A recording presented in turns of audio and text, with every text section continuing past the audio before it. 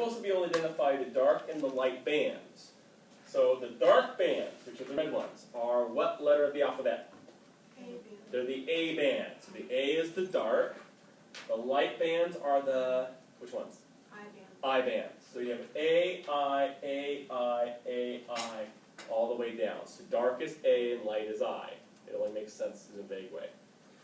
Then you're supposed to name the dark lines in the band. So if you look in the middle of the red, in the middle of the A band, there's a line in the middle.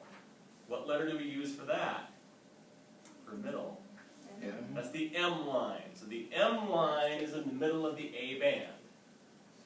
There's a line in the middle of the I band, which would make a Z if you saw it. Therefore, it's the what?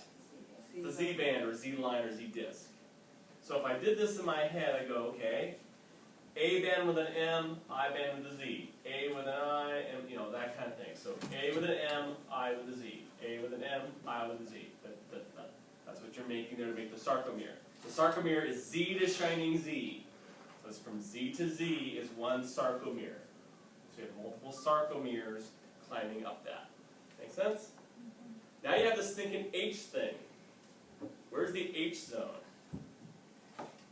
It's just around the Very good. You can't see it on this, but it's just where the space between the fins. So if I were to draw that in my bad way, my fix,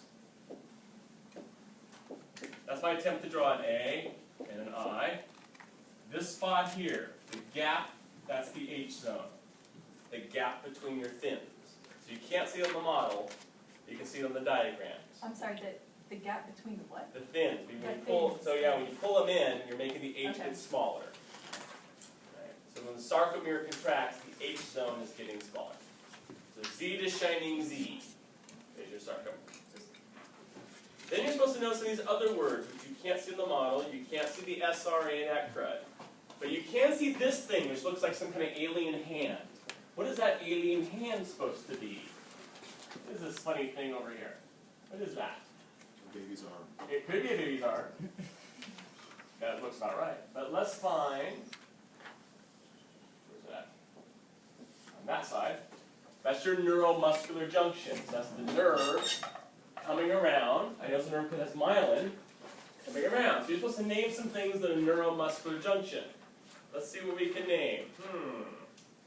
Well, which one's the nerve? This one. This one's the muscle. So what do you think you call, what would be in that junction? There's some things in there. motor neuron. Motor neuron, which one would be the motor neuron? The neuron or the muscle? The neuron. The neuron. So this is my motor neuron.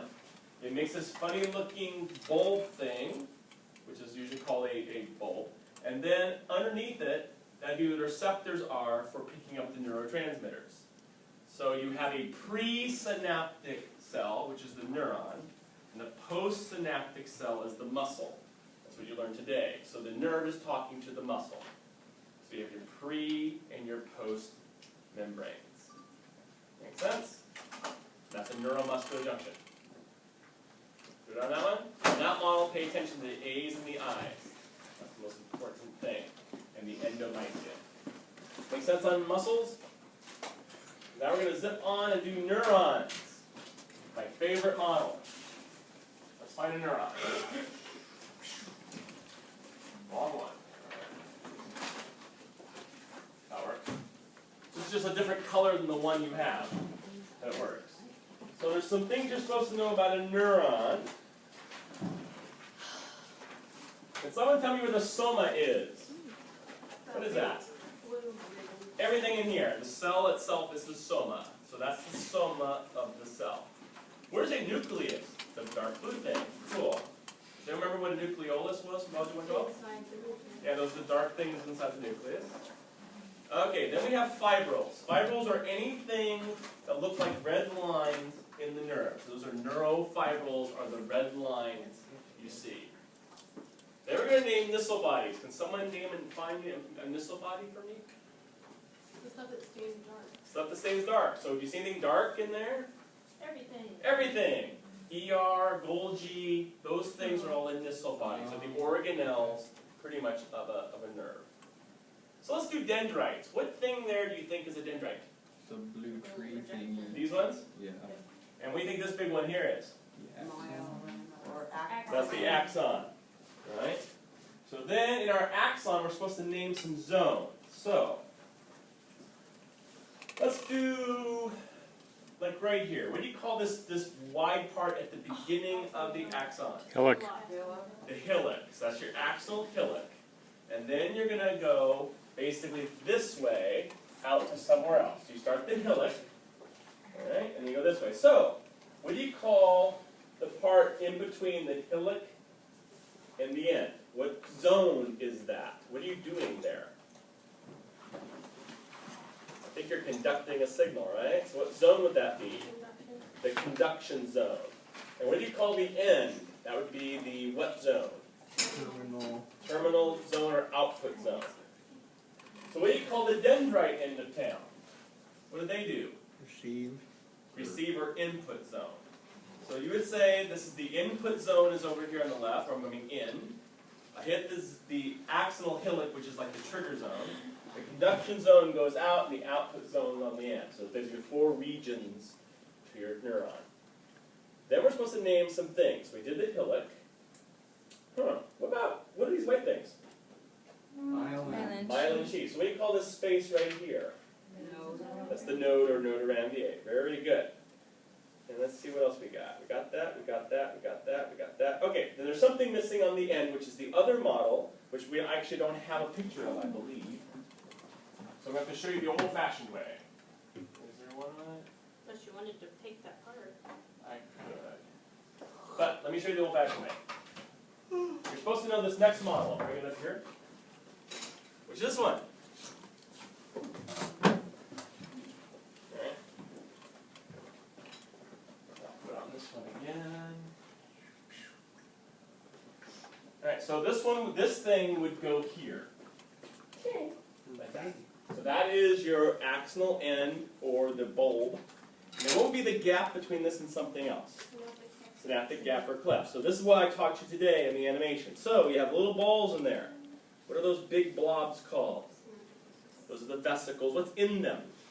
Neurotransmitter. Those are little green dots you see are the neurotransmitters. So this is showing the vesicles dumping their neurotransmitters into the postsynaptic, toward the postsynaptic cell. What was it? The cleft would be the space under it, or the space around it. So you can say synapse or synaptic cleft, synaptic gap. So we have our neurotransmitters in the end Just a bulb and the minute. vesicles. We got that, we got that, we got that. Oh, there's some more words we have to know. Endoneurium. Can anyone guess what an endoneurium would do? This, The wrapper around wrapper the around. Right, it's not on this model, but our model has it. There'd be a wrapper around this, which would be the endoneurium. Endomysium is around the muscle. Endoneurium is around the nerve. So there's an endoneurium. So it's Near the end. See the gray, right? the gray thing at the left. At the very end. There we go. Yeah, right. There. Oh, that's the endoneurium. That's the endoneurium. So let's see. Everything else is pretty much just read about it, or you've already been taught it some other way. That's pretty much the 2 models. You got the muscle model. You got that guy. And the only thing you have to know are the fontanelles on the skull. There's only 4. That's the only ones you have to be tested on, the 4 fontanelles. That's it. Make sense? Pretty minimal lab after all the brain depth you've had to go through. Your lab quiz next week will be on the muscle model, the beetle skull, and histology of neurons. Make sense? Not a lot for me to teach today. Use your time as wisely or poorly as you so see.